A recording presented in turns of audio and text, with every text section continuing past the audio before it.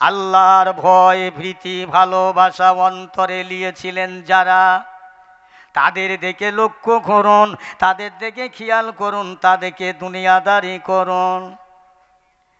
আল্লাহ পাক বললেন লাকাদ কানা লাকুম ফি রাসূলিল্লাহি উসওয়াতুন হাসানাহ। আমার আল্লাহ বলে আমার বান্দা বান্দি বান্দা বান্দি বান্দা বান্দি, আমি আল্লাহ পাক আমার হাবিবের আদর্শ তোদের জন্যে মানাটা বড় উত্তম। একবার জোরে বলা যাবে না সুবহানাল্লাহ? আমি কয়েকটা লোকের সুবহানাল্লাহ শুনতে পাচ্ছি। ভাই লোক নেই এখানে? হাসে তো।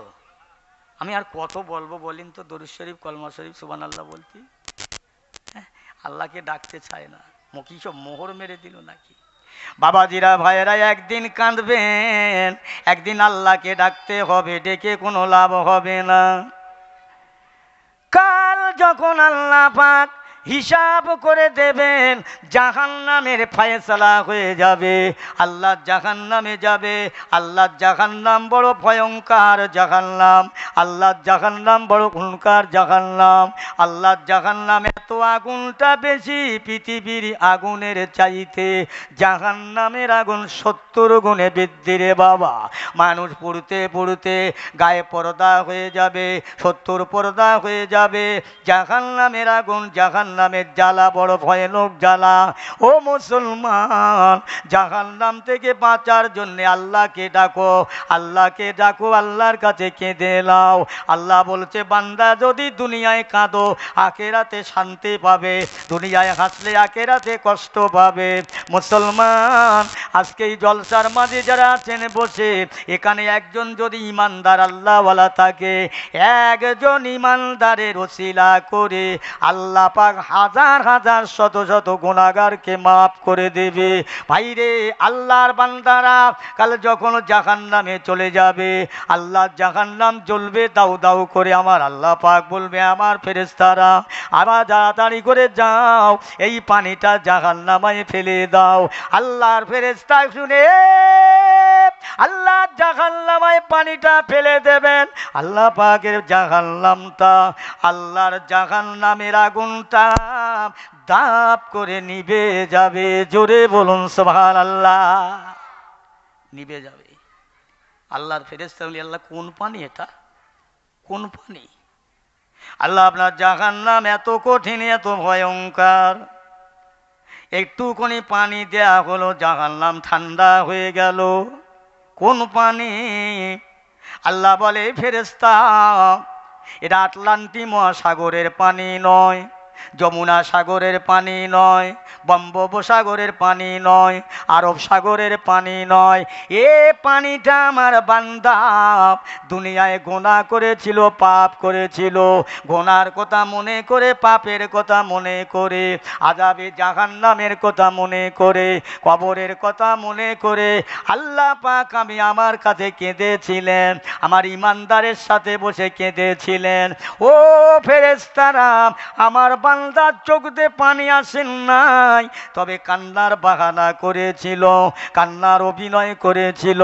আমি আল্লাহ ওয়াদা করেছিলাম, আমি আল্লাহ পাক জানিয়েছিলাম লা তাকনাতু মির রাহমাতিল্লাহ ইন্নাল্লাহা ইয়াগফিরুয যুনুবা জামিআ ইন্নাহু হুয়াল গফুরুর রহিম। ও আমার ফেরেশতারা, আমি আল্লাহ যে ওয়াদা করি ওয়াদা ভঙ্গ করি না।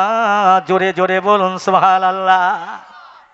আল্লাহ ওয়াদা ভঙ্গ করে না, মানুষই করে, মানুষই ওয়াদা ভঙ্গ করে, আল্লাহ করে না। এই ফেরেশতারা, তুমি জানো না আমি আল্লাহ বলেছিলাম না, আল্লাহ জানিয়েছিলাম বান্দা যদি গোনা করে সমুদ্র পরিমাণ গোনা করে, দরিয়া পরিমাণ গোনা করে, সমুদ্র পরিমাণ গোনার বোঝা মাথায় নিয়ে আমি আল্লাহ পাকের দরবারে কাঁদে, চোখে পানি আসেন নাই, বান্দা আমার চোখটা কেঁদে কাঁদো ভাব করেছিল, অন্তরটাই বড় ভয় হয়েছিল। তো এই কান্নার ছলনা করার জন্যে আমি আল্লাহ খুশি হয়ে এক ফোঁটা পানি মাছের মাথা পরিমাণ বেরিয়েছিল, আমি আল্লাহ খুশি হয়ে ওই পানিটা হেফাজত করেছিলাম। আমার বান্দাজকে জাহান্নামে যাবে, আমি আল্লাহ সহ্য করতে পারি না। এই পানি সেই পানি, ওই বান্দার চোখের পানি, একবার জোরে জোরে বলা যাবে না সুবহানাল্লাহ? কি কোন সমুদ্রের পানিতে জাহান্নাম ঠান্ডা হবে না? আমার ভাইরা কাঁদেন, কাঁদতে কাঁদতে বেহুশ হয়েছিলেন। আল্লাহর ওলিরা তওবা করেছিলেন। আহা, আল্লাহর নবীর, আল্লাহ রসুল বাড়িতে বসে গেলেন। আম্মাজান আয়েশা সিদ্দিকা রাদিয়াল্লাহু তাআলা আনহা আল্লাহর নবীর কোলে মাথা রাখলেন, এক মুহূর্তের জন্য ঘুমিয়ে গেলেন। আরে আল্লাহ রসুল আম্মাজান আয়েশার কোলে মাথা রেখে সঙ্গে সঙ্গে ঘুমিয়ে গেলেন। আম্মাজান আমার রসুলুল্লাহ দাড়িটা বার দেখছেন, যত দেখে দেখতে আরও ভালো লাগে। আম্মাজান বলছে আমি যত দেখি তত ভালো লাগে, আমার রসুলুল্লাহর মুখটা যত দেখি ততই ভালো লাগে। বলুন না সুবহানাল্লাহ? দেখতে দেখতে হঠাৎ কেঁদে ফেললেন, চোখে পানি। আম্মাজান কাঁদছেন, আল্লাহর নবী ঘুমাচ্ছেন। হঠাৎ আম্মাজান আয়েশার চোখের পানি আমার রাসূলুল্লাহর চেহারা মোবারকে অবস্থান করলেন। জেগে গিয়ে, আয়েশা কি হলো? আয়েশা, আমার ঘরে ভালো খাওয়া হয় না বলে কাঁদছো? আমি ভালো কাপড় দিতে পারি না বলে কাঁদছো? আমি ভালো শান্তি দিতে পারি না বলে কাঁদছো?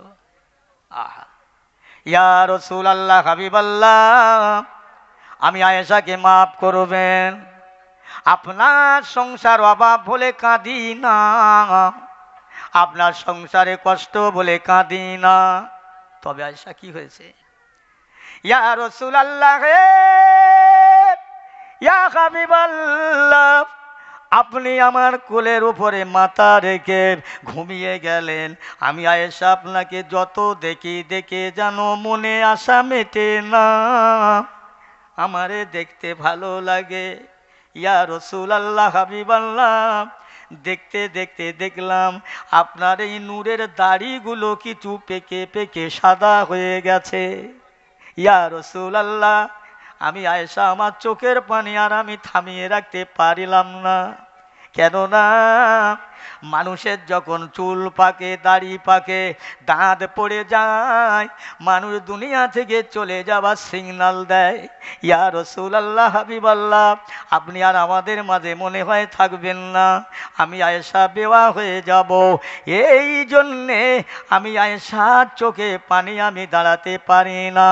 ও আমার আয়েশা, মানুষ যখন মারা যায়, ওই মরা মানুষটা কি কথা বলে?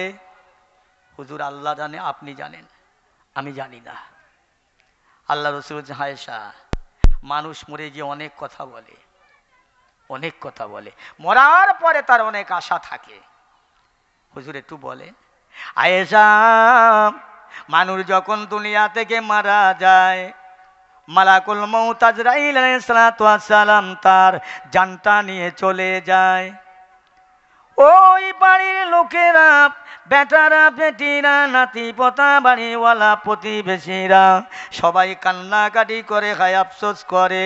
তার পরনে থেকে কাপড়গুলো খুলে দেওয়া হয়, খুনশিটা কেটে দেওয়া হয়, আর সে বলতে থাকে, ও আমার আপনজনেরা, আমরা তো আজ তোমরা আমাকে জনমের গোসল দিয়ে দেবে, সে গোসল দিয়ে দেবে, বিদায় কাপড় পরাবে, বাবারা আমার গায়েতে তোমরা গোসল করাবে বলে শুনে লাও। বেশি ঠান্ডা, বেশি গরম, বেশি গরম, বেশি ঠান্ডা পানি আমার গায়ে দিও না। কিছুক্ষণ আগে মালাকুল মউত আজরাইল আমার সঙ্গে ব্যবহার করে গেল, আমার জানটা ছিঁড়ে নিয়ে গেল, আমার সারা দেহর হাড্ডিগুলো চূর্ণ বিচূর্ণ করে গেছে। আমার ঠান্ডা পানি গায়ে সহ্য করতে পারবো না, বেশি গরম সহ্য করতে পারবো না। ও আমার আয়েশা, সাহেব এই কথা বলে ক্ষান্ত হয় না, লোকটাকে গোসল দেয়া হয়, কাফন পরানো হয়। ওই লোকটা বলতে থাকে, ভাইরা আমার কাফনটা পরাচ্ছ, জীবনের শেষ কাফন, আর আমার এখান রাখা হবে না, কাফনটা আমার পরাও, তবে এত তাড়াতাড়ি আমার মুখমণ্ডলটা ঢেকা দিও না। এই ঘর বানাতে, এই ঘর তৈরি করতে আমার রাতে ঘুম ছিল না, দিনে আরাম ছিল না, বহু কষ্ট করেছি, আর আমার এ ঘরে থাকা হবে না, আমাকে একটু ভালো করে দেখতে দাও। আয়সা এই মানুষটা বলে ক্ষান্ত হয় না। তারপরে তার লাশকে গোসল দিয়ে কাপন পরিয়ে তাকে নেমিয়ে নিয়ে খাটিয়া করে মসজিদের কিনারায় রাখা হয়। ওই লাশটা, ওই মাইয়েরটা বলতে থাকে, হায় হায় এতগুলি মানুষ আমার সাথী হবে, যাই হোক আমার অন্তত উপায় একটা আছে, একটা উপায় আছে। আয়সা ওকে মসজিদের কিনারায় রেখে জানাজা পড়বে, ইমাম সাহেব দোয়া করবে। দেখা যাবে জানাজার শেষে লোকটাকে খাটিয়া 4 জন নিয়ে যায়। ও লাশটা মনে করে ভেবেছিলাম 1000 মানুষ, 10,000, 20,000 সবাই আমার কবরের সঙ্গী হবে, না না এরা হবে না, হবে না, অন্তত এই 4 জন আমার কবরের সঙ্গী হবে। আয়সা মনে মনে কাছে 4 জনই হবে। কবরের পাশে নিয়ে গেলেন মাইয়েরটা, কবরে 2 জন নেমে গেলেন, একজন মাথার দিকে, একজন পায়ের দিকে। নেমে যাবার পরে লোকটা চিন্তা করলেন, ভাই ভাই মনে করেছিলাম এত মানুষ হবে না, 4 জন হবে না, 2 জন, 2 জন, তাই হোক। ও বিবি আয়েশা এই 4 জন মানুষের মধ্যে দেখা গেল একজন মাথার দিকে বসে গেলেন। মাইয়েত মনে করছে আমার সঙ্গে একজন আছে, তাই হোক। কিন্তু দেখা যায় না ওই মাথার দিকে যে মানুষটা বসলেন উনি একটা দোয়া পড়লেন, বিসমিল্লাহে ওয়া বিসাবিলিল্লাহে আলা মিল্লাতে রাসূলুল্লাহ বলে কাপড়টা খুলে চলে আসলেন। কবরের মানুষটা, ও আমার আয়েশা, কবরের মানুষ ওই কবরে বড় নিরুপায়, বড় অসহায় হয়ে যায়। বাঁশ দিয়ে আতালি করে মাটি দিয়ে যে যার চলে আসবে।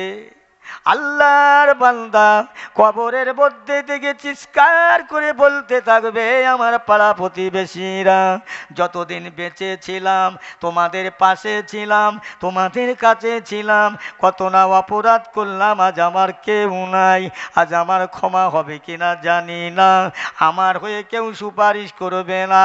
ও বান্দা বান্দিরা আজকে তোমরা আমার কবরের দিকে লক্ষ্য করে জীবনের মতো শেষ দোয়াটা আল্লাহর কাছে করো, যদি আল্লাহ পাক তোমাদের দোয়ার ওসিলায় আমার কবর মাফ করে দেয়। জোরে বলুন। এই সবাই একবার মিলে বলেন তো সুবহানাল্লাহ, একটু ঝেড়িয়ে বলেন তো সুবহানাল্লাহ। নারায়ে তাকবীর, নারায়ে তাকবীর, নারায়ে তাকবীর। দেখেছেন মৌলভী সাহেব তুমি লাগলি আমরা আছি, আমরা রোজ রাত্রির লাগছি, রোজ। কালকের এখানে মিলাত হবে, হ্যাঁ এই কথা বলেন, কাল জলসা হবে, তাহলে কাল আমারও জলসা আছে, রোজ রাত্রির আমরা লাগছি, আপনারা একদিন লাগতে পারেন না? হে বাবা আমার কি লাভ হবে বলো? তোমরা সুবহানাল্লাহ বললে আমার যত, না বললে তত, বললে তোমাদের লাভ, না বললে লস। এসেছেন যখন ভুল করে একটু বসুন, একটু বলুন, নাকি বড্ড ভুল হয়ে গেছে কেন আসা? হ্যাঁ কোথায় বসবেন? গোনার জন্য কোথায় মাপ চাবেন? আল্লাহর মরে যাওয়া বান্দারা আল্লাহর কাছে কাঁদে, কেঁদেও কোনো ফায়দা নাই, লাভ নেই। আমার ভাইরা আমি যেটা বলতে চাচ্ছি, মানুষের মতো মানুষ হও, ঈমানওয়ালা হও, আল্লাহওয়ালা হও, খাঁটি আমল নিয়ে দুনিয়া থেকে কবরে যাবার চেষ্টা করো, চেষ্টা করো, চেষ্টা করো। চেষ্টার অসাধ্য কিছু নেই। হ্যাঁ একটা মানুষ সে কিছু জানে না, একটা লোক বেড়া বুনতেছে আর একজনকে বসে বসে দেখছে, দেখে দেখে সেও বেড়া বোনা শিখলেন। একজন মাঠে রোয়া কাজ করছে আর একজন মোটে পারে না, সে দাঁড়িয়ে দেখছেন, দেখে দেখে সেও রোয়া শিখছে। এই ঠিক বলছি না ভুল বলছি? হ্যাঁ, আর এ যারা আজকের শরিয়াতের কিছু জানে না, এরা কোথায় গিয়ে শিখবে? মসজিদের ইমাম সাহেব যায় না।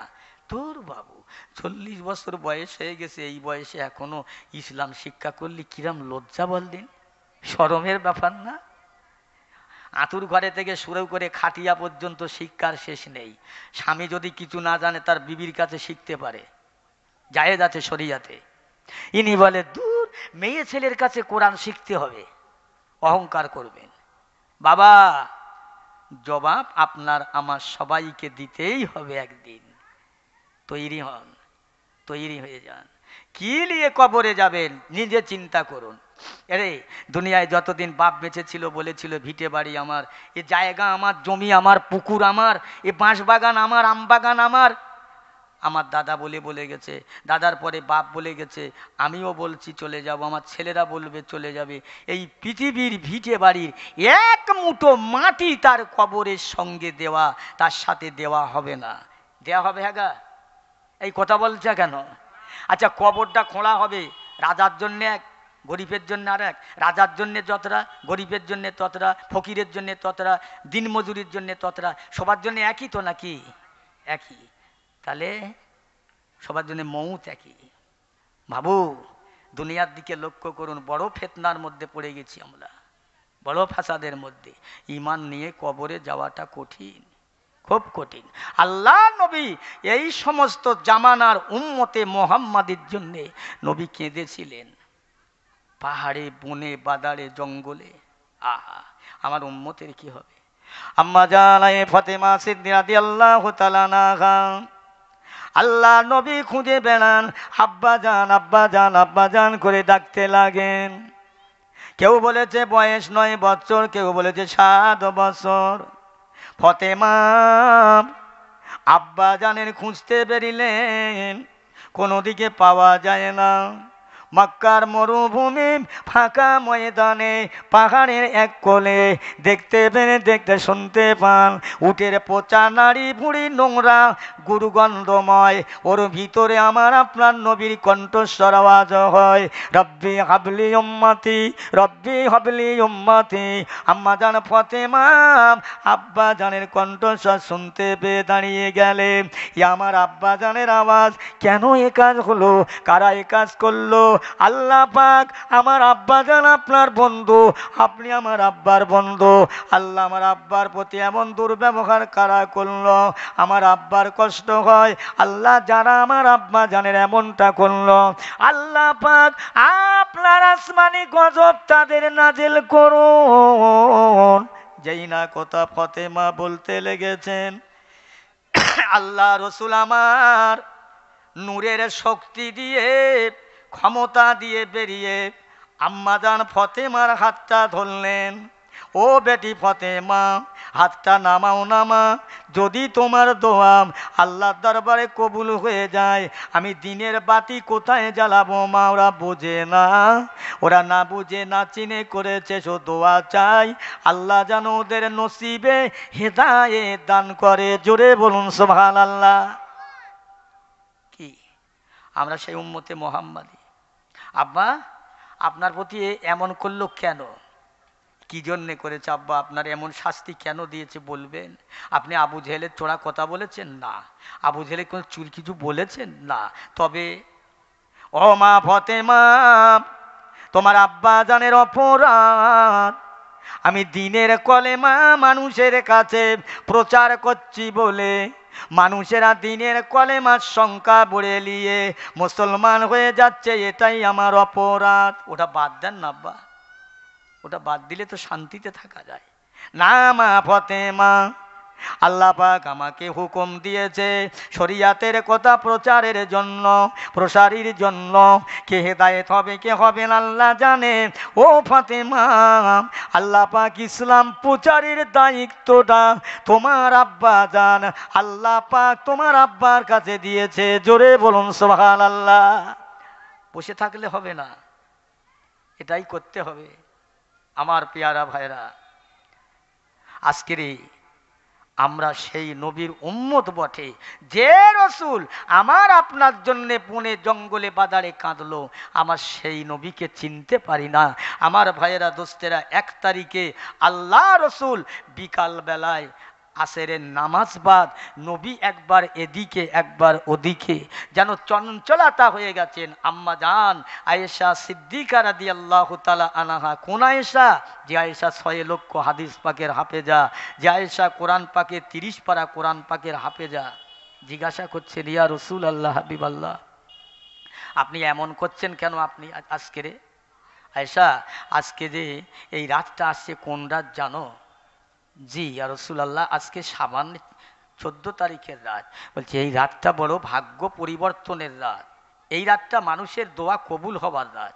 আয়েশা, আজকে রাত্রে আমার গুনাহগার উম্মতের জন্যে আল্লাহর কাছে আমি যে কাঁদবো, আমার সেই জায়গাটা ঠিক করতে পারছি না। কোথায় কাঁদলে আমার আল্লাহ খুশি হয়ে আমার উম্মতের জন্য আমার দোয়াটা কবুল করবে? হায় হায়, নবী কেঁদেছে আমার আপনার মতো কপাল ফাটার জন্য, আমি আপনি আমার আপনার নিজের শান্তির জন্যে কাঁদার সময় পাইনে। এটাই তো বড্ড চালাক, এটাই তো বড্ড পাগলা হয়ে গেছে। বুঝলো না যে আমার কি হবে। বাবাজি, আল্লাহ নবী রাতের ভাগে রাতের গভীরে উঠে আম্মাজান আয়েশার ঘরে থেকে কোথায় যাচ্ছেন? মদিনা থেকে একটা জায়গা, যে জায়গাটায় একটা খাজুর বাগান জমাট বাঁধানো, যেখানে মানুষ ঢুকতে পারে না। আম্মাজান আয়েশা গভীর রাত্রে উঠে দেখছেন নবী ঘরে নাই। আহা, উঠে চারিদিকে খোঁজাখুঁজি করছেন, কোথায় গেল আমার হুজুর? আমাকে হয়তো ডেকেছিল, আমি উঠিনি, আমি ঘুমাচ্ছিলাম, হুজুর আমার প্রতি অসন্তুষ্ট চলে গেছে। ওই রাতের বেলা ঘরের আশেপাশে ভিতরে বাইরে খুঁজিয়ে খুঁজিয়ে কোথাও পেলেন না। আম্মাজান আয়েশা জান্নাতুল বাকিয়া, জান্নাতুল মুআল্লা পর্যন্ত খুঁজে নবীকে পেলেন না। শেষ পর্যন্ত আমার আয়েশা, আমাদের আম্মাজান নিজের বাপের ঘরে গেলেন। বাপকে? নবী পাকের প্রথম খলিফা সঙ্গে সাথী হযরত আবু বকর সিদ্দিক রাদিয়াল্লাহু তাআলা আনহুর ঘরেতে গিয়ে বলছেন, আব্বা এখানে কি আল্লাহর নবী এসছে? না তো মা। কি হয়েছে? আব্বা আল্লাহর নবীকে আমি বহুক্ষণ ধরে খুঁজছি, পাচ্ছি না। আল্লাহর নবী হয়তো আমাকে ডেকেছিল, আমি ঘুমিয়েছিলাম। আমি বিকাল থেকে রাসূলুল্লাহর দেখছিলাম তার চলাফেরা অন্যরকম মানসিকতা।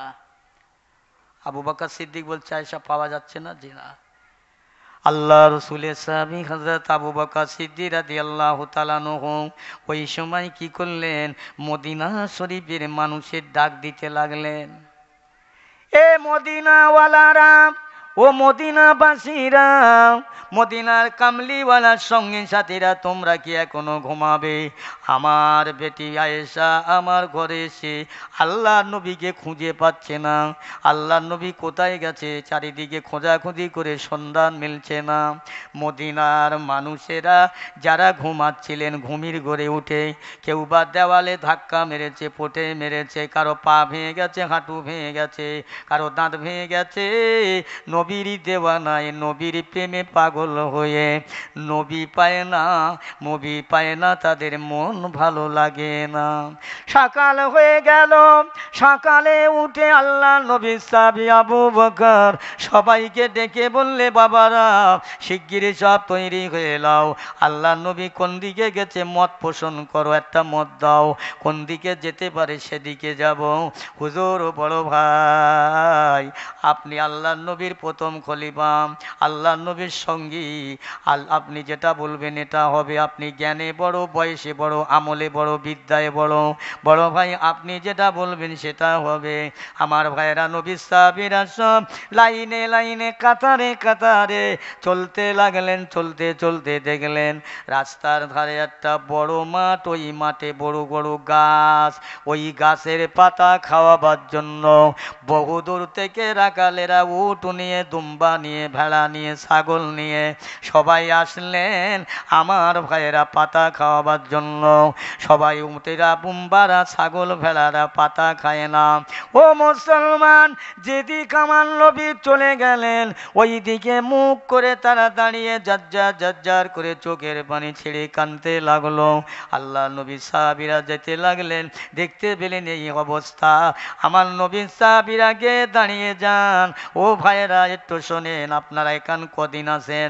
বলে আজকে আমরা 3 দিন 3 রাত। বলে কেন? বলে এই দেখেন না, ছাগলগুলো, দুম্বাগুলো, উটগুলো আমরা সকলে পাতা খাওয়াবার জন্য, ক্ষুধা নিবারণের জন্য নিয়েছিলাম, কিন্তু তারা পাতায় মুখ দেয় না, ঘাস খায় না, তারা অন্য দিকে তাকায় না। এই দিক দিয়ে একটা মানুষ গেলেন, নূর নবী হায়াতুল নবী রাহমাতুল্লিল আলামিন, ওই মানুষটাকে যেতে দেখে এই উট দুম্বা ভেড়াগুলো ওই দিকে মুখ করে তারা শুধু কাঁদে, চোখের পানি ঝরায়। আমরা এত পেটাপিটি, এত মারামারি, একটা উট আগেও যায় না, পিছিয়ে যায় না, গাছে মুখ দেয় না, বাচ্চাগুলো মায়ের স্থানে দুধ পান করে না। এই দিন থেকে আল্লাহ নবী সাহাবীদের আর বুঝতে বাকি রইল না, সবাই চলতে লাগলেন। চলতে চলতে চলতে চলতে ওই মদিনার থেকে কিছু দূরে একটা খাজুর বাগানে, যেখানে মানুষ পৌঁছাতে পারে না, আল্লাহ রসুলের সাহাবীরা কোন রকম গলে গলে ঢুকলেন। তারা ফলো করছে নবী কোথায়। আমার পিয়ারা ভাইয়েরা ভালো করে শুনলেন, আমার নবীর পাকের জবান থেকে আওয়াজ হচ্ছে, রব্বি হাবলি উম্মতি, রব্বি হাবলি উম্মতি। আল্লাহ, আমার উম্মতের গুনাহগার উম্মতের উপায় কি হবে আল্লাহ? আমার পাপী উম্মতের উপায় কি হবে আল্লাহ? আমার গুনাহগার উম্মতের প্রতি আপনি দয়া করবেন, মাফ করবেন। এই না বলে আমার দয়ার নবী আমার কানতে লেগেছে। বুকের ভিতরে শহীদ মারলে যেমন মোটরটা আওয়াজ হয়, আমার বিশ্ব নবী রাহমাতুল্লিল আলামিনের বুকের ভেতর আওয়াজ হয়। সাহাবারা শুনতে পেয়ে সেখানে গেলেন। সেখানে গিয়ে আমার নবী পাকের কান্না দেখে সাহাবীদের চোখে পানি আর থামাতে পারেন না। আল্লাহ রসুলের সাহাবী আবু বকর ওই জায়গায় দাঁড়িয়ে আমার নবীকে বললেন, ইয়া রাসূলুল্লাহ, ইয়া হাবিবাল্লাহ, আপনার পায়ে আমি আবু বকর কুরবান হয়ে যাই। হুজুর, আপনি মাথাটা উঁচু করুন, মদিনার আর জমিনে 3 দিন যেন সূর্যের আলো পড়ে না। ইয়া রাসূলুল্লাহ, হাবিবাল্লাহ, আজকে মদিনার কচি কচি বাচ্চাগুলো মায়ের স্তনে দুধ পান করেন না, আপনাকে খুঁজে পাওয়া যায় না। মদিনার অবলা উট ভেড়াগুলো তারাও খাওয়া বন্ধ করে দিয়েছেন ইয়া রাসূলুল্লাহ, আর আপনি কাঁদবেন না, মাথা উঁচু করেন। নবী আমার মাথা তুললেন না। আমার নবী পাকের সাহাবী হযরত আবু বকর সিদ্দিক রাদিয়াল্লাহু তাআলা আনহু আল্লাহর নবীকে বললেন, ইয়া রাসূলুল্লাহ, হাবিবাল্লাহ, আমি আবু বকর, আমার আল্লাহ পাক আমার ইবাদতে, তেলাওয়াতে, নামাজে, কালামে আল্লাহ খুশি হয়ে যা নেকি দিলেন, সব নেকিগুলো আমি আপনার উম্মতের জন্য দান করে দিলাম। একবার জোরে বলা যাবে না সুবহানাল্লাহ? ওর মাথা উঁচু করেন। আবু বকরের কত নেকি! আল্লাহ রসুল আল্লাহর হাবিব 1 তারিখে আম্মা জান আয়েশার ঘরে এসে বলছেন, আয়েশা, আল্লাহর আসমানে কতটা তারা বলতে পারো? জি না। ও আয়েশা, আকাশে যত তারা দেখতে পাও, এই তারকা পরিমাণ সওয়াব আমার ওমরের আমলে। এই তারা পরিমাণ, আসমানের তারা পরিমাণ সওয়াব ওমরের জিন্দেগি আমলে। জোরে বলবেন না সুবহানাল্লাহ? আর একটু জোরে হবে না সুবহানাল্লাহ? কত ইবাদত! আম্মা জান আয়েশা সিদ্দিকা রাদিয়াল্লাহু তাআলা আনহা বলেন, ইয়া রাসূলুল্লাহ, হাবিবাল্লাহ, আপনার সাহাবী আবু বকর তার আকাশে তারকা পরিমাণ সওয়াবের কথা আমি আয়েশাকে শোনালেন। ইয়া রাসূলুল্লাহ, আমার আব্বা আবু বকর আপনার কাছে সর্বপ্রথম ঈমান এনেছে, কালমা পড়েছে, আপনার সঙ্গী হয়ে মক্কা থেকে মদিনায় পাড়ি দিয়েছে। আমার আব্বা জান আবু বকরের কতটা নেকি আমি আয়েশা জানতে বড় ইচ্ছা হয়। আমার রাসূল বলেন, আয়েশা, আমার ওমরের সারা জীবনের ইবাদত, আর আমার আবু বকর সারা জীবনের না, সারা জিন্দেগির না, 3 দিনে 3 রাত না। আয়েশা, আমার আবু বকরের এক রাতের আমলটা যদি একটা পাল্লায় রাখা হয়, আমার ওমরের আমলটা যদি এক পাল্লায় রাখা হয়, আমার ওমরের সারা জীবনের ঈমানের পাল্লায় নেকির পাল্লার চেয়ে আমার আবু বকরের এক রাতের আমলের পাল্লাটা ভারী হয়ে যাবে। চিন্তা করেন, সেই নেকি আবু বকর এই না কথা যেই বললেন, হযরত ওমর ফারুক ছুটে ছুটে আবু বকরের ঘরে চলে গেলেন। বড় ভাই, একটা কথা আমাকে আছে আপনার কাছে বলবার। বলো। ও বড় ভাই, আমি ওমর আমার সারা জীবনের নেকিটা, আমি আমার সারা জীবনের ইবাদতটা আপনার দিয়ে দেব, আপনি আপনার এক রাতের ইবাদতটা আমাকে দেবেন। হযরত আবু বকর বললেন, এই ভাই ওমর, শোনো শোনো, আমি আমার এক রাতের নেকি, এক রাতের আমল, এক রাতের সওয়াব আমার নিজের জন্যে রাখিনি, আমার আলী আওলাদের জন্যে রাখি নাই, আমার বাপ মার জন্যে রাখি নাই, আমার হাবিবের গুনাহগার উম্মতের জন্য দিয়ে দিলাম। জোরে বলুন, আর একটু জোরে বলেন। কোথায় যাবেন, কাকে ভালোবাসবেন? আহা, ইয়া রাসূলুল্লাহ, হাবিবাল্লাহ, আমি আবু বকর এই সমস্ত নেকি আপনার উম্মতের জন্য দেব, মাথা উঁচু করুন না। তামাম সাহাবীরা নবীকে আবেদন করল, সবিনয় নিবেদন করল, আল্লাহ নবীর কাছে তারা কেউ মাথা উঠাতে পারল না। সাহাবীরা আবার বসে আলোচনা করলেন, আল্লাহ নবী আমাদের ডাকে তো মাথা উঁচু করলো না, নবীর বুকের ভিতরটা কেমন আওয়াজ হয়, আমাদের ভালো লাগে না, আমরা সহ্য করতে পারি না। একবার বলো, রাসূলুল্লাহ সব থেকে ভালোবাসার মানুষ কে আছে? আল্লাহ নবী কাকে বেশি ভালোবাসতেন? তাকে একবার ডাকা হোক। আমার আল্লাহ নবী তার বেটি ফতেমাকে ভালোবাসতেন। ফতেমার ঘরে যেতেন, সাহাবারা জিজ্ঞেস করতেন, হুজুর এত আনমনা চঞ্চলা হয়ে জোরে জোরে কোথায় চললেন? ও আমার সাহাবীরা, আমি রাসূলুল্লাহ, আমি অন্য কোথাও যাই না, আমার বেটি ফতেমার ঘরে যাচ্ছি। আমি রাসূল, আমার মনে যখন কষ্ট লাগে, ব্যথা লাগে, দুঃখ লাগে, আমার ফতেমাকে দেখলে আমি মুহাম্মদ বড় কষ্ট ভুলে যাই, আমি বড় শান্তি পাই। জোরে বলো। ফতেমাকে দেখলে নবী বড় শান্তি পায়, বড় একটু ভুলে যায়। আমার নবীর বেটি ফতেমা বলে, আমার অন্তরে যখন কষ্ট হয়, ব্যথা লাগে, আমি আমার আব্বা জানকে দেখলে আমার সব দুঃখ ভুলে যাই। একটু জোরে বলা যাবে না সুবহানাল্লাহ?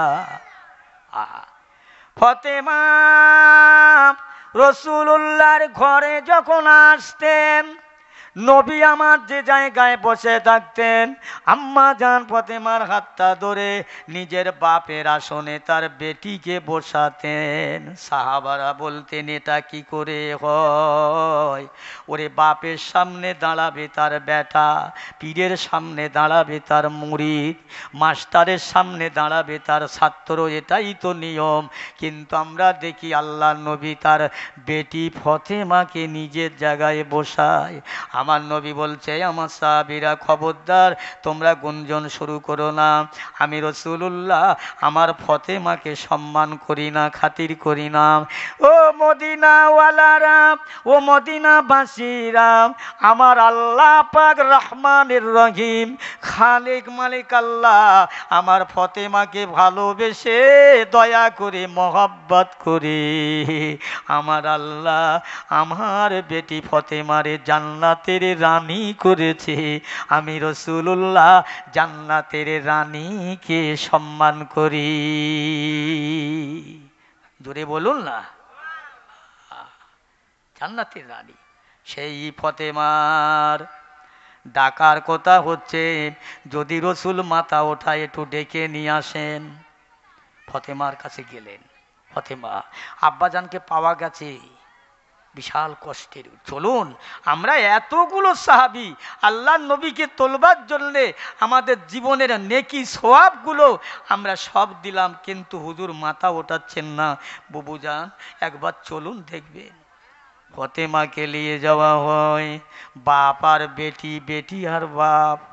বাপের কান্না দেখে আম্মাজান ফতেমা সহ্য না করতে পেরে আব্বার মাথার কাছে গিয়ে বলে, আব্বাজান মদিনার জমিনে এখনো সূর্যের আলো জানো নাই, মদিনার বাচ্চাগুলো দুধ পান করে না, মদিনার মানুষেরা কেউ আহত নিহত, রান্না বাড়া খাওয়া দাওয়া বন্ধ করেছে।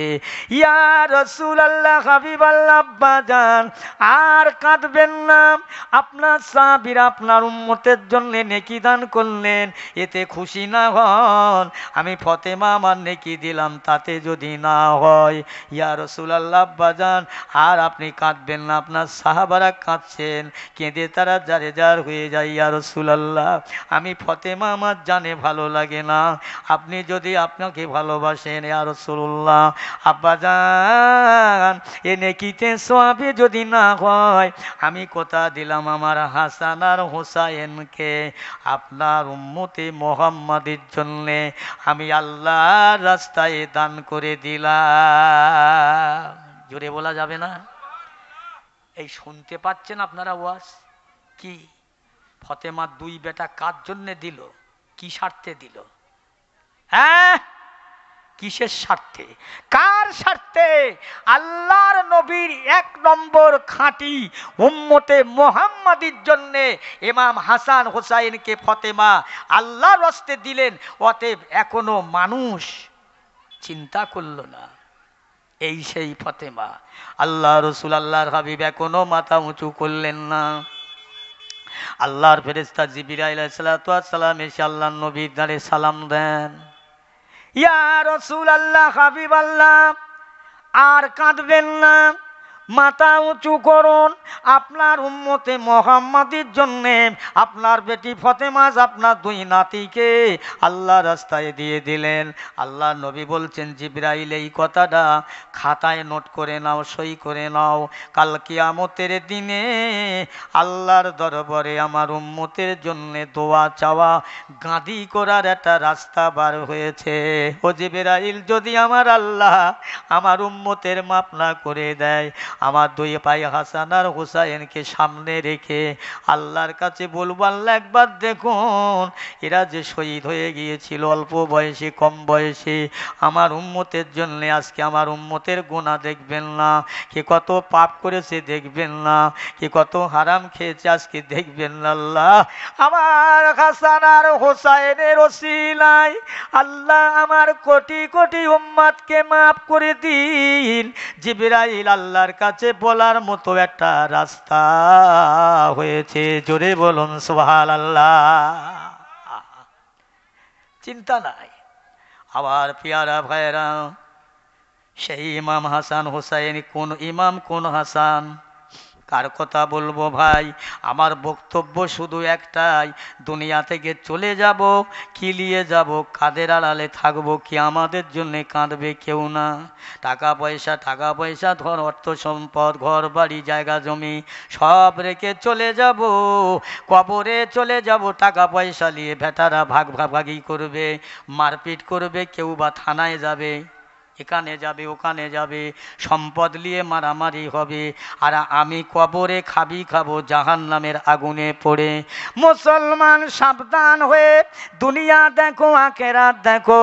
ও আমার পেয়ারা ভাই জানেরা, দোস্তেরা, কোন ইমাম হাসান হোসাইন একটুখানি আলোচনা করে যায়, যে ইমাম হাসান হোসাইন দোলনায় সইয়ে দিয়ে ফতেমা তাহাজ্জুদের নামাজের নিয়েতে হঠাৎ কেঁদে উঠলেন। আল্লাহ পাক জিবরাইল জিবরাইলকে ডেকে দেন, এই জিবরাইল জলদি করে যাও, দেরি করো না, বিলম্ব করো না। আমার বান্দি ফাতেমা আমার দিদারে আমার ভালোবাসায় এখন আজকে যদি হাসান হুসাইনের কান্না ফাতেমার কানে যায় তাহলে আমার দিদারটা ভঙ্গ হয়ে যাবে। যাও ফাতেমার গলার আওয়াজটা নাও, দোলনাটা দোলা দাও। আমার বান্দি ফাতেমা আমার ইবাদাতে মশগুল আছে, খবরদার তোমরা দোলনা দাও। ফাতেমা যেন ইবাদাতের বেগাত না হয়, নামাজের বেগাতটা না হয়। যে ফেরেশতারা ইমাম হাসান হুসাইনের দোলনা দোলা দিয়ে ঘুম পড়ায় সেই ইমাম হাসান হুসাইনের কথা বলছি। ও মুসলমান ইমানদার, 1 তারিখে আল্লাহর নবী একজন আল্লাহর নবী ছোট নাতি ইমাম হুসাইন রাস্তায় খেলা করছে। জিবরাইল দেখতে পেয়ে কি সুন্দর দেখতে গো, কোলে নেবে আদর করবে। জিবরাইল ছুটে ছুটে কাছাকাছি যাচ্ছে। ইমাম হোসাইন দৌড়ে এক দড়ি দিয়ে মার কাছে চলে যায়। জিবরাইল আর কোলে নিতে পারলেন না। মুসলমান তারপর দিন মসজিদে যে দেখছে আল্লাহ নবী সাহাবী হযরত দাইয়াতুল কলবির কোলে উঠে ইমাম হাসান হোসাইন দাড়ি ধরে টানে, কানে হাত দেয়, নাকে হাত দেয়। জিবরাইল বলছে তাই তো, বিরাট একটা ব্যাপার, আমাকে এই সাহাবীর রং সাজতে হবে, কালকেরই আসবো। হযরত জিবরাইল সাল্লাল্লাহু আলাইহি ওয়াসাল্লাম দাইয়াতুল কলবির রংটা চেহারাটা নিলেন। সবার আগে মসজিদে নবী আসলেন, ইমাম হাসান হোসাইন ঢুকলেন। আল্লাহর ফেরেশতার কোলে উঠে একবার এখানে বসে, একবার এখানে বসে, কানে হাত দেয়, নাকে হাত দেয়। আল্লাহ নবী সামনে বসে আছেন। আল্লাহ নবী জিবরাইলকে বলছেন, হে জিবরাইল খবরদার মনে ব্যথালিও না। কেন হুজুর? ও জিবরাইল, আমার হাসান হোসাইন আমার ফাতিমার কালিজার টুকরা, এরা ছেলে মানুষ, অবুঝ বোঝে না, এরা কিছু জানে না। আপনার দাড়িতে হাত দেয়, মাথায় হাত দেয়, এতে যেন দুঃখ লিও না। জিবরাইল বলেন, ইয়া রাসূলুল্লাহ, হাবিবাল্লাহ, আপনি এটা ভাববেন না, আমি জিবরাইল হোসাইনকে কোলে নিয়ে আদর করব, মায়া করব। একদিন ছুটে ছুটে যাচ্ছি, ইমাম হোসাইন ছুটে ছুটে এক দৌড় দিয়ে তার মার কাছে যায়। আমি জিবরাইল কোলে নিতে পারলাম না, আমার মনে বড় আফসোস। ইয়া রাসূলুল্লাহ, আমি ইমাম হাসাইনকে কোলে নেব, আদর করব। আমি মসজিদে এসে দেখলাম আপনার সাহাবী দাইয়াতুল কলবির কোলে উঠে হাসান হুসাইন খেলা করছে। তাই আমি জিবরাইল আর দাইয়াতুল কলবের চেহারাটা নিলাম। আল্লাহ তরফ থেকে যখন আমি আসছি, আমার আল্লাহ ডেকে বলছে, জিবরাইল রে, আজকে তুমি আমার বন্ধুর নাতির কোলে নেবে, আদর করবে। শুধু নয়, আমার জান্নাতে থেকে জান্নাতি ফল 2 ভাইয়ের জন্য নিয়ে যাও ইয়া রাসূলুল্লাহ। এই দেখেন জান্নাতি ফল এদের হাতে দিলাম। একটু জোরে জোরে বলা যাবে না সুবহানাল্লাহ?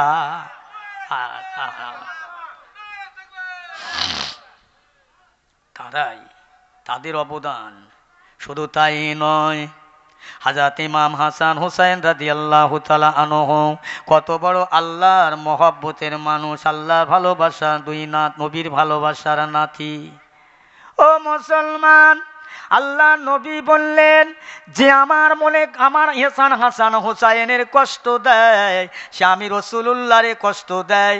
যে আমার হাসান হুসাইনকে ভালোবাসে, আমি নবীকে ভালোবাসে, যে আমার আওলাদের মনে ব্যথা দেয়, সে যেন আমার মনে ব্যথা দেয়।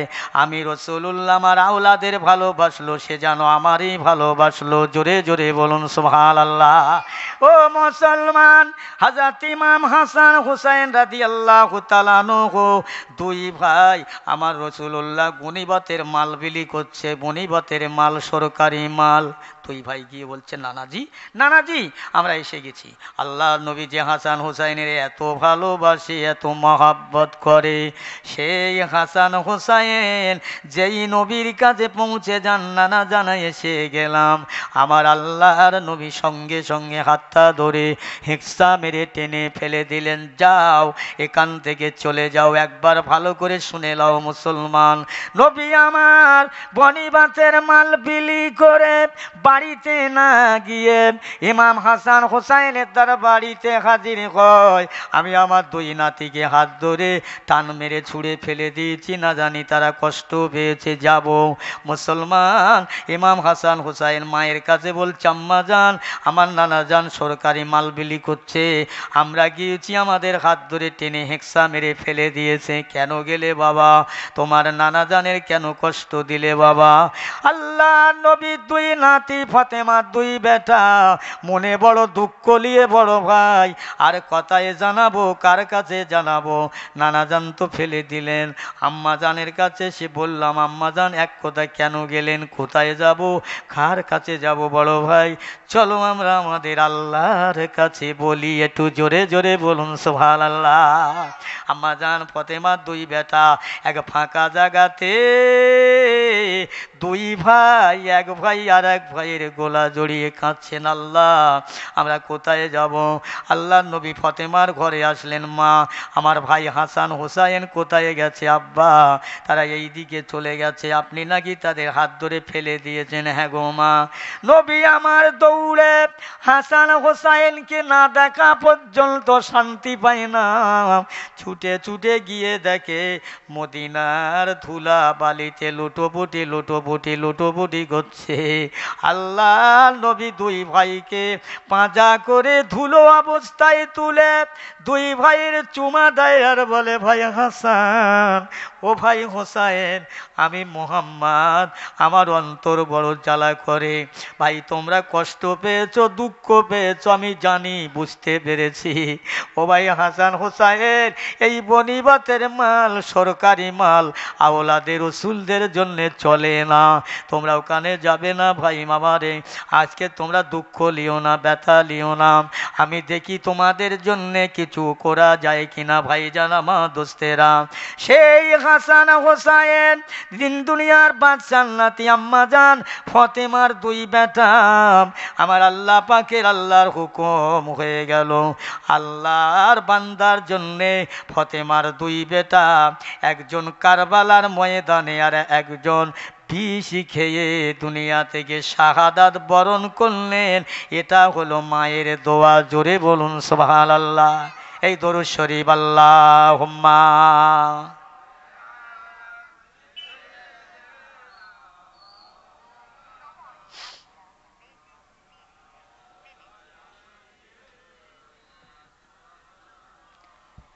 শুধু টাইম পাস করা নাকি? দায়ে পড়ে পড়ছেন দরুদ শরীফ? বসে আসি না পড়লে কি হয়? এটা মহব্বত আলাদা জিনিস।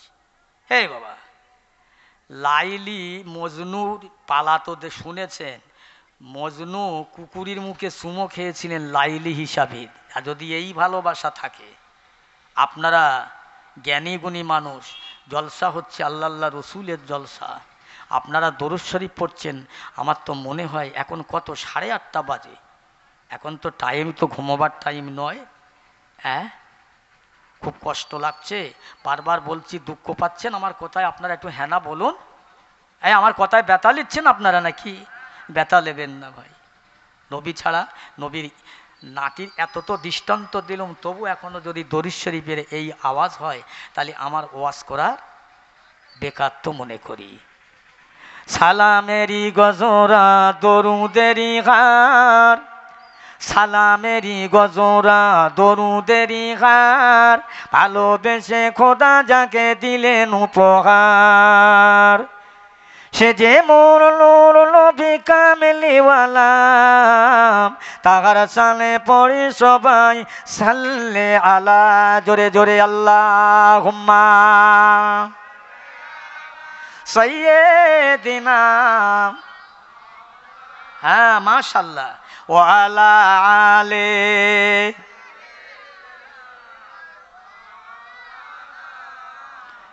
হইতাম যদি ফুলের মালা খুশবু ভরা গোলাপি, হইতাম যদি ফুলের মালা খুশবু ভরা গোলাপি, কিংবা যদি হইতাম আমি গুলিস্তানের বুলবুলি, যাইতাম আমি রওজা পাকে, রইতাম আমি মদিনা, দিবানিশি দরুদ পড়ে জুড়িয়ে নিতাম আমার প্রাণ। আল্লাহুম্মা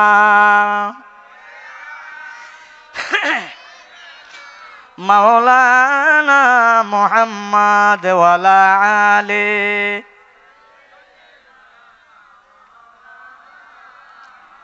মোহাম্মদ তুমি ওগো খোদার পিয়ারা, মোহাম্মদ তুমি ওগো খোদার পিয়ারা, আমিনা মায়ের তুমি নয়নেরি তারা, এসেছিলে তিনি ওগো সেই নিশিরাতে, মুখেতে মধুর বাণী কোরআন যে সাথে। আল্লাহুম্মা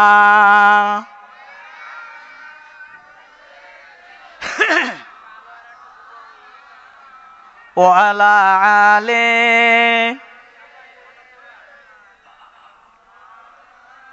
মাশাআল্লাহ। তোমারি আলোক দানে আলোকিত সারা, তোমারি আলোক দানে আলোকিত সারা, তোমারি মধুর প্রেমে দিল পারা পারা, মোহাম্মদ তুমি ওগো খোদার পিয়ারা, আমিনা মায়ের তুমি নয়নেরি তারা। আল্লাহুম্মা সাল্লি আলা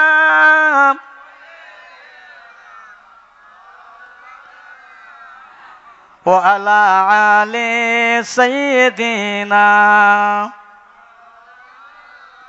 আলহামদুলিল্লাহ, বড় ভালো লাগলো। দোয়া করি সবার জন্যে, আমার জন্যে দোয়া করেন।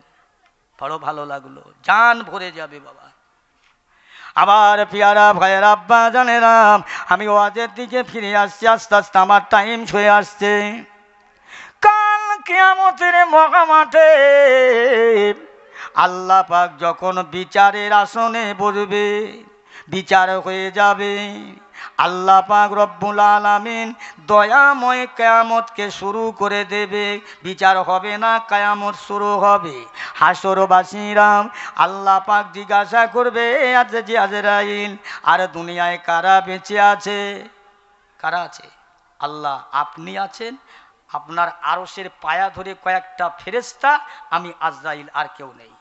এই ওদের জানটা লাও। ওদের জানটা নিলেন। আল্লাহ বলছেন আর কেউ আছে? আল্লাহ আপনি আর আমি। এই আজরাইল, এবার তোমার জানটা দাও, তোমার জানটা দাও। আজরাইল কানবে, আল্লাহ পাক আমি যদি জানতাম মৌতের এত কষ্ট, মৌতের এত বিতর কষ্ট, পৃথিবীর জগতে তামাম মাখলুকাতের জান কবজের দায়িত্বটা লিতাম না। আজরাইল কাঁদবেন, আল্লাহ বলবে আজরাইল দেরি করো না, তাড়াতাড়ি জানটা দিয়ে দাও, আমার কাছে পৌঁছায় দাও। আজরাইল আল্লাহর কথা মতো জানটা দিয়ে দেবেন। দুনিয়ার সব শেষ। আল্লাহ পাক ফেরেশতা জিবরাইলকে জিন্দা করে ওঠাবে। জোরে বলুন সুবহানাল্লাহ। এ জিবরাইল, আমার নবীকে খোঁজো না, কোথায় আছে?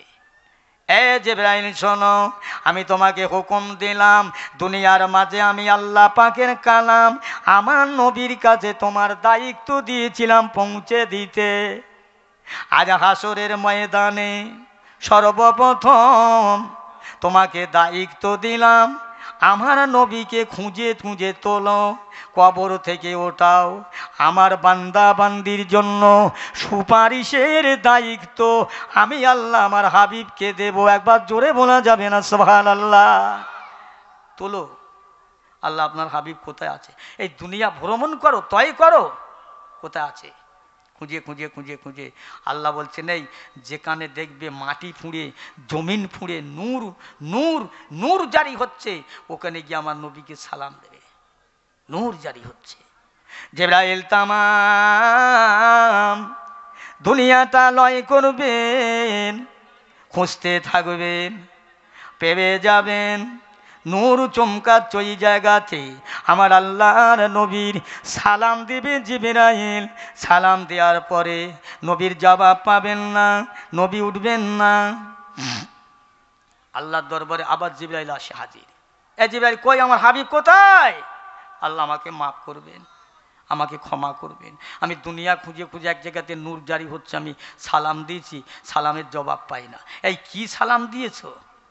হ্যাঁ, আমার নবীকে সালাম দিয়েছ, কীরকম সালাম? আল্লাহ আমি সালাম দিয়েছি আসসালামু আলাইকা ইয়া রাসূল আল্লাহ হাবিব আল্লাহ। না, ওই সালাম দিলে কি উঠবেন আমার হাবিব?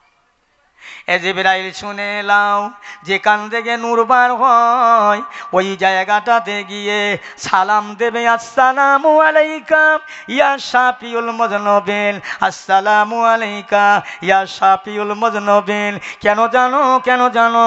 আমি আল্লাহ পাক আমার হাবিবকে, আমার দোস্তকে, আমার উম্মা বান্দার ঘরে সুপারিশ করবে। আমি আল্লাহ পাক আমার হাবিবের সুপারিশের কারণে আমার বান্দাদের আমি জান্নাত দেব। জোরে বলুন সুবহানাল্লাহ। সব নবীরা কাঁদবে নফসি নফসি, আদম কাঁদবে নফসি নফসি, আমার নবী কাঁদবে কি উম্মতি উম্মতি। জোরে বলা যাবে না সুবহানাল্লাহ? কি ফ্যাসিলিটি দিয়েছেন! সব নবীরা কাঁদবে তাদের জ্বালায়, আর আমার নবী কাঁদবে আমার মতো হতভাগা উম্মতে মুহাম্মাদির জ্বালায়। আয় হায়, সেই নবীর শানে দরুদ পড়তে ভালো লাগে না, কলেমা পড়তে ভালো লাগে না, তার জীবন ইতিহাস শুনতে ভালো লাগে না। কোথায় যাবে? আসলটা ছেড়ে দিয়ে নকলটা ধরে টানাটানি হয় না। আল্লাহর ফেরেশতা আবার চললেন, চলতে চলতে সে জায়গায় গিয়ে আবার সালাম দেন, আসসালামু আলাইকা ইয়া শাফিউল মুযনবিন, আসসালামু আলাইকা ইয়া শাফিউল মুযনবিন, ইয়া রাসূলুল্লাহ হাবিবাল্লাহ, আমি জিবরাইল আপনাকে ডাকতে এসেছি। আল্লাহ আমাকে পাঠিয়ে দিয়েছেন, আপনার উম্মতের ঘরে সুপারিশের দায়িত্ব আল্লাহ দেবেন। ওই দিনে ওই সময় কাল কবরে থেকে একজন মানুষ উঠবে, নাকের ডোগায় কাদা লাগা, খালি গায়ে খালি মাথায় কাদা মাখা মানুষ, আমার রাসূলুল্লাহ উঠবেন। জোরে বলুন সুবহানাল্লাহ। কেউ না, উঠে আমার আল্লাহর দরবারে আমার নবী কাঁদবে না, এ রব্বি আল্লাহ আজকের আমার গুনাহগার উম্মতের খাতাটা আমার কাছে দেন। কেন? আল্লাহ আমার উম্মতের গুনার খাতা আমার কাছে দেন, আমি কলমের বলে আমার উম্মতকে জাহান্নামে দেব না। আমার আল্লাহ বলে হাবিব গো এমনটা করো না, এমনটা করবে না। ও আমার হাবিবে পিয়ারা, এই হাসরের মাঠে এমন একদল আপনার উম্মত আছে, এমন আমার বান্দা আছে যাদের ঈমান আছে আমল নেই, আমল আছে ঈমান নেই, কোনো জ্ঞানে কোনো বিবেকে তাদের জান্নাতে দেবে। ইয়া রাসূলুল্লাহ, ইয়া হাবিবাল্লাহ, আমি আল্লাহ পাক আপনাকে দায়িত্ব দিলাম, সুপারিশ করুন, কাঁদুন। আপনার সুপারিশের কারণে আমি আল্লাহ পাক আপনার গুনাহগার উম্মতের মাফ করে দিয়ে আপনার সঙ্গী করে আমার দয়ার রহমতে জান্নাত, জান্নাতুল ফিরদাউসে চলে যাবে। যাও আমার পিয়ারা ভাইরা, আমার আল্লাহ পাক আমার নবীর দায়িত্বটা, সুপারিশের দায়িত্বটা কবুল করবে। ও মুসলমান ইমানদার, তাহলে সেই নবীর সুপারিশ পানেওয়ালা কারা? পাবে কারা? বেনামাজি যারা, হারামখোর যারা, মিথ্যাবাদী যারা, মুনাফিক যারা, চিটিংবাজি যারা, পরনিন্দা পরচর্চা করে যারা, এরাই নবীর শাফাত পাবে নাকি? কথা বলে না কেন? এরা নবীর শাফায়াত ওয়ালা হবে না। নামাজি যারা, রোজাদার যারা, আল্লাহর ভয়ে যারা করে, আল্লাহর সঙ্গে যাদের সম্পর্ক আছে, 5 ওয়াক্ত নামাজি, রোজাদার, হজ করনেওয়ালা, জাকাত দেনেওয়ালা, সুফি আল্লাহওয়ালা, ও বাবাজিরাম, যাদের ভিতরে নবীর আদর্শ, নবীর খাওয়া দাওয়া, চলাফেরা, ওঠা বসা, দুনিয়াদারি করা, নবীর যা করেছে তা যদি থাকে, এরাই তো নবীর শাফায়াতওয়ালা হবে। জোরে বলুন সুবহানাল্লাহ। কি খালি বলছে নবীর উম্মত হয়েছি না, টেনে টুনে একদিন জান্নাতে লে যাবে, এতটা সোজা না। যাস, নবী তোরে লে যাবে। হ্যাঁ, নবী জীবনে সুদ খেয়েছে, হারাম খেয়েছে, নবী কারো মেরেছে, না নবী কারো গাল দিয়েছে, না নবী কারো ঘরে আগুন দিয়েছে, না নবী কোনো মুসলমানের ঘর ভেঙে দিয়েছে। আজকে মুসলমান সমাজে মুসলমানকে এই করছে, এ বলছে আমি নবীর উম্মত, কলেমা যখন পড়েছি একদিন না একদিন বেহেশতে যাব। যাস, বেহেশতের ধারে বারে যাবি, কোন মুখে যাবি? কোন মুখে? কোন মুখে? মুখ আছে? আজকের যারা এই জলসা দিচ্ছে, আমি যেখানে যাই প্রতিটা লোককে বলি, জলসা যারা দিচ্ছে এদের নিয়তটা এক করতে হবে। জলসা যারা শুনতে এসছে এদের নিয়ে এক করতে হবে। জলসা যারা শ্রোতা বক্তা হিসাবে এসেছে করতে, এদের নিয়ে এক হতে হবে। তবে না কি এক? কোনটা এক? কি করতে হবে? যে আমি জলসায় আসবো, আমার নিয়ত থাকবে আল্লাহ আমি যাচ্ছি, আমাকে দাওয়াত করেছে ওয়াজ করার জন্য, আল্লাহ আমার জবান দিয়ে এমন কথা বলিয়ে লিও আল্লাহ, যে কথা বললে মানুষ আমলকারী হয়, মানুষের মধ্যে ভয় হয়, খোদার ভয় হয়, আল্লাহ এই কথা বলাইও। আর যারা জলসা দিচ্ছে এদের নিয়ে থাকবে, আল্লাহ আমাদের জলসাটা কবুল করো, কিয়ামতের দিনে যেন আমরা এই জলসার নাজাতের ওসিলা আমাদের জন্য হয়ে যায়। বলেন না সুবহানাল্লাহ। নিয়ত থাকার দরকার তো, নাকি লোক দেখানো লৌকিকতা, আল্লাহকে খুশি করবার জন্যে না। আল্লাহ নবীর সাহাবিরা, নবীর সাহাবাগণেরা, ইমামেরা, তাবিনেরা যা কিছু করেছে আল্লাহকে খুশি করার জন্যে, হ্যাঁ, আল্লাহকে রাজি করার জন্যে। মানুষ ভালো বলবে, মানুষ প্রশংসা করবে, তামাম দুনিয়ার মানুষ আমাকে ভালোবাসলো, আমার আল্লাহ ভালোবাসলো না। কথা বলছেন? তামাম দুনিয়ার মানুষ, ছোট বড়, মেয়ে ছেলে, বেটা ছেলে, সব আমাকে ভালোবাসে, আদর করে, আমার আল্লাহ আমাকে ভালোবাসে না, তাতে লাভ হবে? লাভ নেই। তামাম দুনিয়ার মানুষ আমাকে খারাপ বলে, মন্দ বলে, গন্ধ বলে, আমার আল্লাহ আমার উপরে সন্তুষ্ট। ভালো না খারাপ? এই ধরে বলেন না, ভালো না খারাপ? তাহলে আল্লাহর কাছে ভালো হতে গেলে সমাজে খারাপ হয়ে যায়। ইমাম সাহেবদের তো বলতে দেয় না, বক্তাদেরও বলতে দেয় না, হক কথা বললে দোষ, গায়ে থাকবে না গোশ বাবা, ছাড়িয়ে নেবে চামড়া। তবে খোদার কসম করে বলি, একমাত্র আল্লাহ, আল্লাহর রসুল ছাড়া আমরা মুসলমান যদি হই, আমাদের আল্লাহ আল্লাহ রসুল ছাড়া আর কিচ্ছু নেই, কেউ থাকবে না, সবাই কাঁদবে হাসরের মাঠে, সবাই জ্বালা সহ্য করতে হবে। আজ কিছুক্ষণের জন্যে এই দুনিয়ায় আমাকে মানুষ মান্য করবে, সম্মান করবে, আল্লাহ আমাকে সম্মান করে না, কোনো ফায়দা হবে না, কোনো লাভ হবে না। আমার পেয়ারা ভাইরা, মরে আমাদের যেতে হবে, মরণ আমাদের হবে, মরবার জন্যে তৈরি হও। মরবার জন্য কি নিয়ে যাবে চিন্তা করো। আজকের আল্লাহর নবীর সাহাবিগণ, বিবিগণ, তাবিনগণ তারা কেঁদেছিলেন। ছোট্ট করে একটা কথা বলে যাই শেষ করবার আগে, আম্মাজান খাদিজাতুল কুবরা রাদিয়াল্লাহু তাআলা আনহা, রাসূলুল্লাহর বড় বিবি, আমাদের বড় আম্মাজান। আহা, 1 তারিখে আল্লাহ নবীর ঘরে বসে খাদিজা কাঁদছেন, ইয়া রসুল আল্লাহ, হাবিব আল্লাহ, আমি খাদিজা বুড়ো হয়ে গেছি, বয়স হয়ে গেছে, আমি আর মনে হয় দুনিয়ায় থাকবো না, বাঁচবো না। হুজুর আমার একটা ওসিয়াত আপনি মেনে নেবেন, আমি খুব খুশি হব আপনার সংসারে এসে।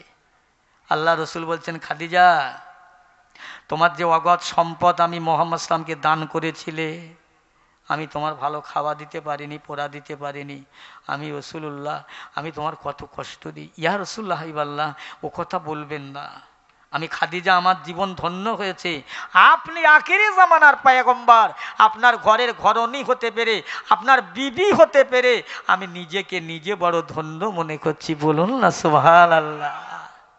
ইয়া রসুল্লাহ হাবিবাল্লাহ, আমি খাদিজা, আমার কবরের বড় ভয় হয়, ইয়া রসুল্লাহ, আপনি আমাকে একটু আমার ভয় থেকে বাঁচাবেন।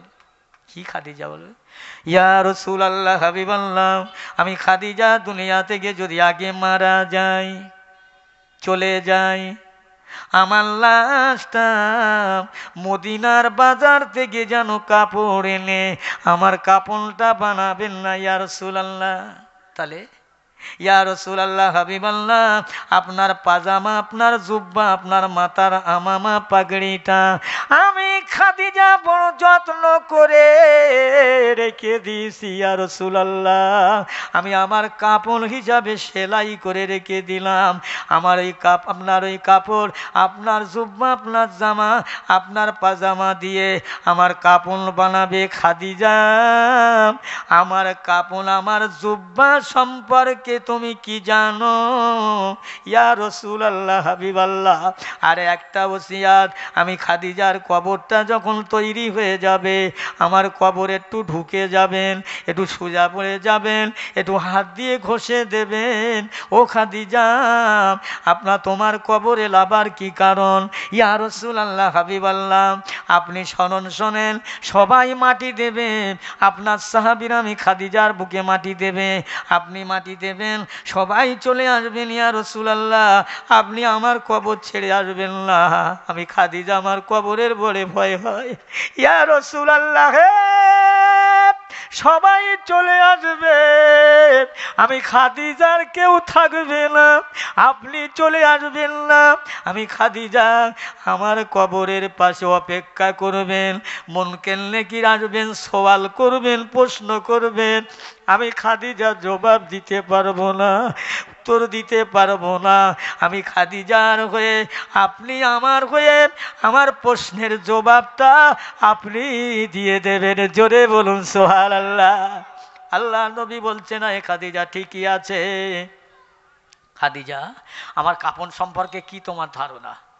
ইয়া রাসূলুল্লাহ হাবিবাল্লাহ, আমি খাদিজা যখন কবরে দেবেন, ওই কবরের মাটি যদি আমাকে চাপ দিতে আসে, আমি বলতে থাকবো, রে কবরের মাটি, আমি খাদিজাকে চাপ দেওয়ার আগে চিন্তা কর, আমি খাদিজার দেহ আল্লাহর নবীর গায়ের পোশাক রয়েছে, ওরে কবর যদি চাপ দিস, সর্বপ্রথম আর নবীর গায়ের জুব্বাকে বেআদবি করা হবে।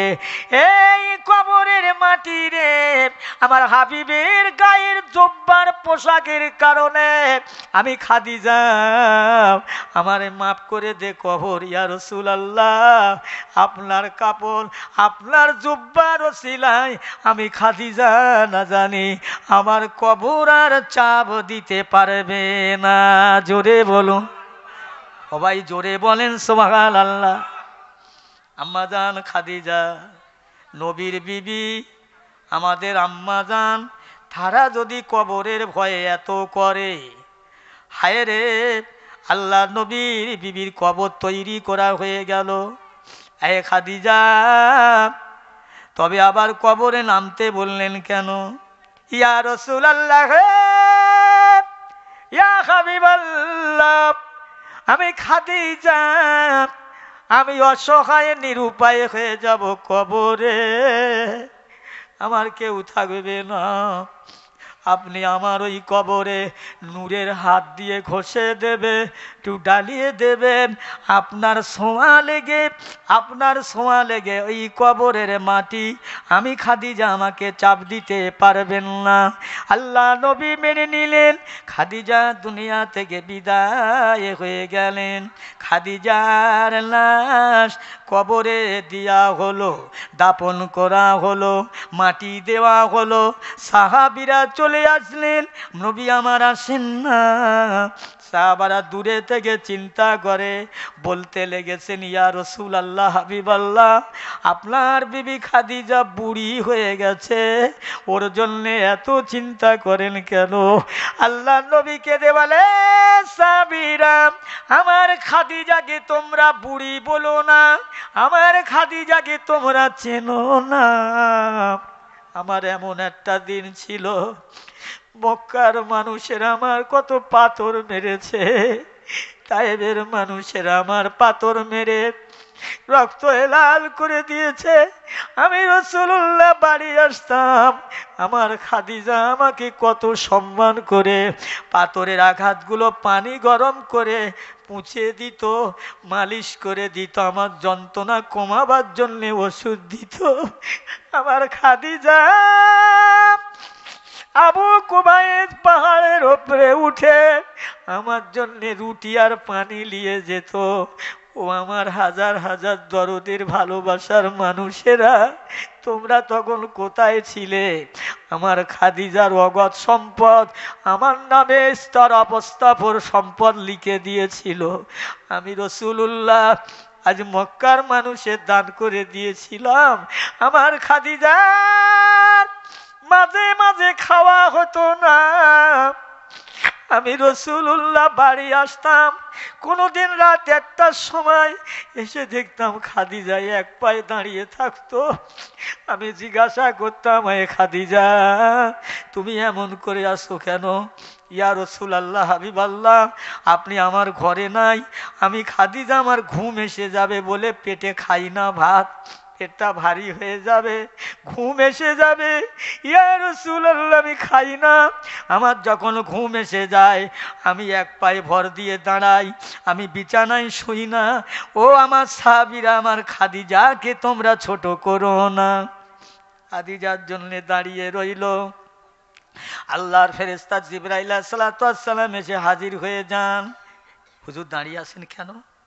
জিবরাইল, আমার খাদিজা কবরের ভয়ে করে, প্রশ্ন করবে ফেরেশতা মুনকার নাকির। খাদিজা জবাব দিতে পারবে না বলে আমার হয়ে একটু আমাকে দাঁড়িয়ে খাদিজার আমার জবাব দিতে বললেন। কই এখনো তো মুনকার নাকির ফেরেশতা কবরে এলো না। আল্লাহর ফেরেশতা বলেন, ইয়া রাসূলুল্লাহ, হাবিবাল্লাহ, আপনার খাদিজাকে আপনি যেমন ভালোবাসেন, খালেক মালিক আল্লাহ খাদিজাকে তেমন ভালোবাসেন। ইয়া রাসূলুল্লাহ, আপনি চলে যান, খাদিজার প্রশ্ন হবে না। আল্লাহ পাক খাদিজার মুখটা আল্লাহ নিজে আরশ আল্লাহ করে আল্লাহ নিজে খাদিজাকে সালাম দিয়েছে। জোরে বলেন না সুবহানাল্লাহ। আমার পিয়ারা ভাইরা, আমার বলা বক্তব্য হলো, রাসূলুল্লাহর বিবিগণ যদি কবরের ভয়েতেই কান্না কাঁদে, আমরা নবীর উম্মত বাটপাড়ি জোচ্চুরি হারামখোর দুষ্টমি গুন্ডামি, আমার বন্ধুগণ হাত জোড়ে সবিনয় নিবেদন করে বলে যাই, ধৈর্য ধরো, সবর করো, নবীর আদর্শের ওপরে দাঁড়িয়ে যাও, 5 ওয়াক্ত নামাজি বেনে যাও, বয়স্কদের সম্মান দাও, ছোটদের স্নেহ করো, বাপ মার সেবা করো, রোগগ্রস্তদের কাছে যাও। ও মুসলমান, এটা হলো নবীজির কাজ, এটা হলো নবীর আদর্শ।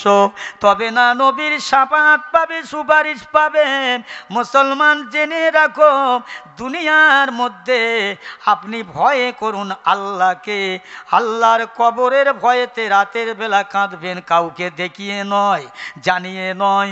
আল্লাহর কাছে কেঁদে কেঁদে বলবেন রাতের বেলা, আল্লাহ আজ আমি বালিশে মাথা দিয়ে ঘুমালাম, ঘুমাবো, যদি সকালবেলার আমার ঘুমটা না ভাঙাও, আমার কবর হবে আসল বাড়ি, আল্লাহ কি হবে কি হবে। এই না বলে বান্দা কেঁদে কেঁদে বালিশটা ভিজে যাবে। আমার আল্লাহ খুশি হয়ে কাল ময়দানে মাহশরে আপনার চোখের পানিটা মহা কাজে লেগে যাবে। জোরে বলুন সুবহানাল্লাহ। জলসায় যাচ্ছি, অজানা রাস্তা চিনতে পারি নে, ড্রাইভারকে বলছে শুনে লাও, বলছে হুজুর রাস্তার 2 পাশে ফ্রি ফায়ার খেলছে। ওরা জিজ্ঞেস করলে ওর মাথা তো খারাপ, যদি অন্যদিকে দেখিয়ে দেয়, এদিক দেখাতে ওদিক দেখায়, ভুল হয়ে যাবে, ওর কাছে জিজ্ঞেস করা যাবে না, ওরা সব এখন মাতাল। হে বাবা, কত মানুষ আজকের রাস্তার উপরে রাস্তায় বসে খেলা করছে, ফ্রি ফায়ার খেলা করছে, লোডারি করছে, ফড় খেলা, জুয়া খেলা। কত মানুষ জেলখানায়, কত মানুষ ডাক্তারখানায়, আবার কত মানুষ নীরবনগর অন্ধকার কবরে শুয়ে রয়েছে। আর আমরা গোটাকাত মানুষ আল্লাহর বেহেশতে বাগানে, আর অধিকাংশ মানুষ শয়তানের খুশি করার জন্যে দরবারে আল্লাহর কবুল করি, দোয়া কবুল হোক, দোয়া চাই। আমার বন্ধুগণ, আমার ভাইজান, আমার আসল কথা, মূল কথা কি? আল্লাহওয়ালা হন, আল্লাহকে ভালোবাসেন, দুনিয়া সব ছাড়তে হবে, কেউ থাকবো না। আল্লাহ রসুলের বিবিগণেরা কেঁদেছে, সাহাবাগণেরা কেঁদেছে, আমাদের কানতে কি হলো? কেন কাঁদি না জানো? হৃদয় অন্তরে আর আল্লাহর ভালোবাসা খুব বেশি নেই। গুনাহ করতে করতে, পাপ করতে করতে, একটার পর একটা পাপ করে করে করে করে পালিময় হয়ে গেছে হৃদয়, শক্ত হয়ে গেছে হৃদয়, পাথর হয়ে গেছে। যে পাথরে কোনো রস নেই, হৃদয় পাথরে, পাথরে কোনো রস নেই, কান্না আসে না। কথা বুঝছেন? শুধু দায় সারা, দায় সারা, দায় সারা। আজকে জুমার দিন গেল, মুসলমান ইমাম সাহেব খুতবা পড়ে ফরজ নামাজটা পড়ে দোয়া করে দিলেন, ব্যাস মসজিদটা ফাঁকা, দায় সারা নামাজ। কথা বুঝছেন? আল্লাহ সব জানে।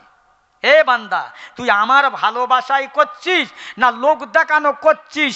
আল্লাহ সমস্ত বিষয় অবগত আছে, জানে। তিনি এমন মালিক, তুমি রাতের আঁধারে পাপ করবে, দিনে করবে, সব খবর আল্লাহ জানে। বাবা, হযরত ওমরে ফারুক রাদিয়াল্লাহু তাআলা আনহু যখন খলিফা ছিলেন, একদিন রাতের বেলা রাস্তা দিয়ে যাচ্ছেন তো যাচ্ছেন, একটা বাড়িতে একটা মেয়ের চাই, বুড়ো মেয়ে, বিয়ে হয়নি, বিয়ের সময় হয়ে গেছে। ওই মেয়ের মা মেয়েকে বলছে, মা এক কাজ করো, একটু কাজ করো না মা, এই দুধের মাত্রাটা কম হয়ে গেছে, একটু পানি দাও না। বলছে, মা দুধে পানি দেবেন? ও কাজ করা যাবে না। দূর বাবা, এখান তো কেউ নেই, কে দেখবে? কেউ তো নেই, এই রাতের বেলা কে দেখবে? দাও দাও, পানি দাও, কম হয়ে গেছে, দুধটা একটু বেশি হবে, ঠিক পরিপূর্ণ হবে। বলছে, মা দুনিয়ার মানুষ এখানে কেউ না থাকতে পারে, দুনিয়ার কেউ না থাকতে পারে, দুনিয়ার সৃষ্টিকর্তা, কারিগর আমার খালেক, আমার মালিক, আমার মাওলা, অন্তর্জামিন, আলিমুল গায়েব, ইন্নাল্লাহা আলিমুম বিজাতিস সুদূর। তানার চোখে তো ফাঁকি দেওয়া যাবে না, জোরে বলুন না সুবহানাল্লাহ। মা পানি দেওয়া যাবে না, মা চুপ।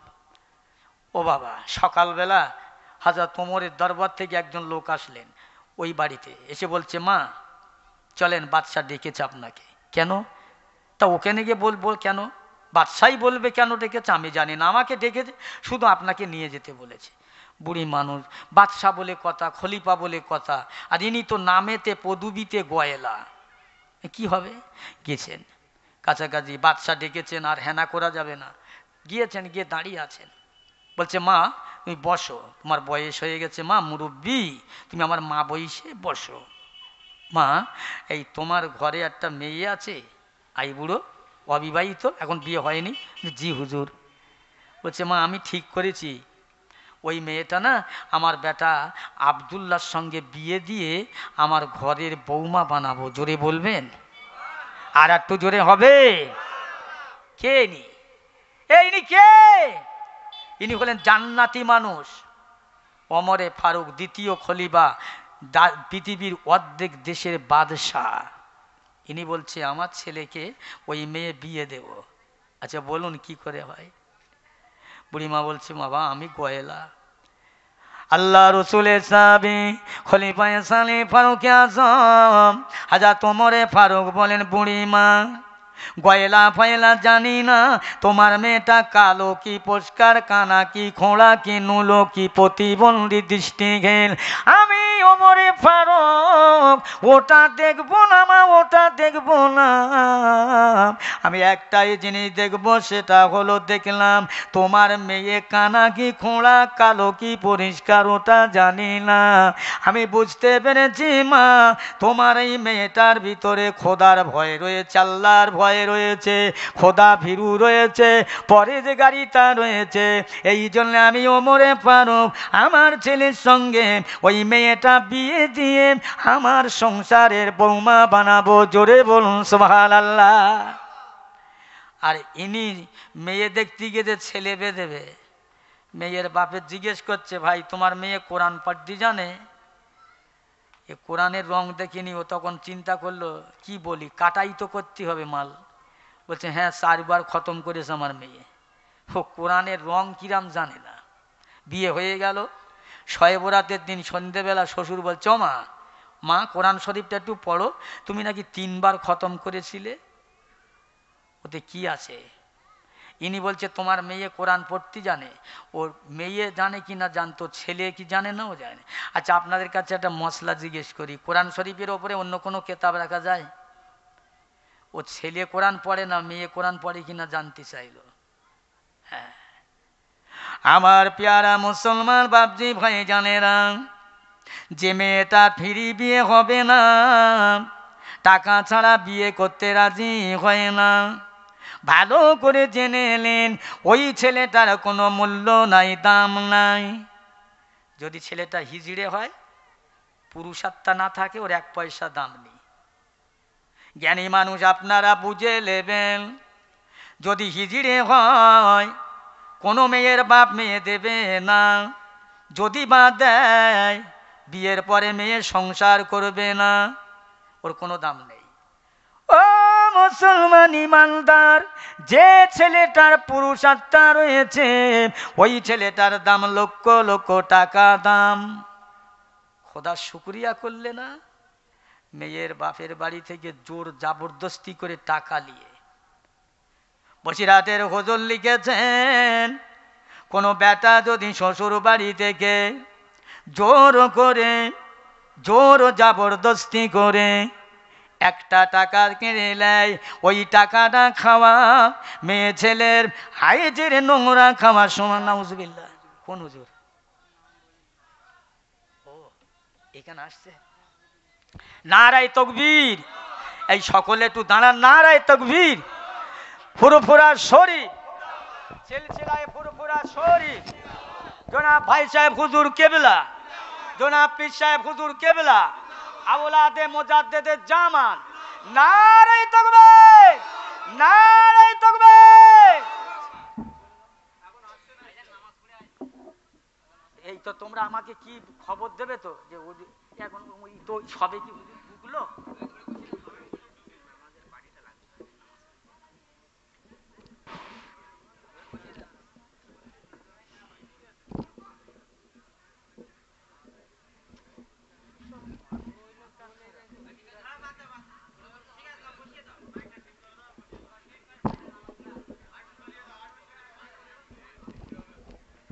একটু মহাব্বতে দরুদ আল্লাহুম্মা।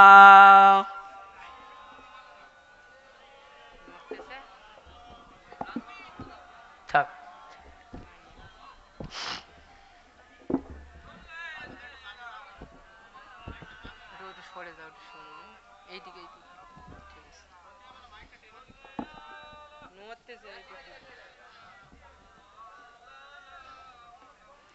আমার নবী দয়ার ছবি, খোদার গোড়া নমুনা।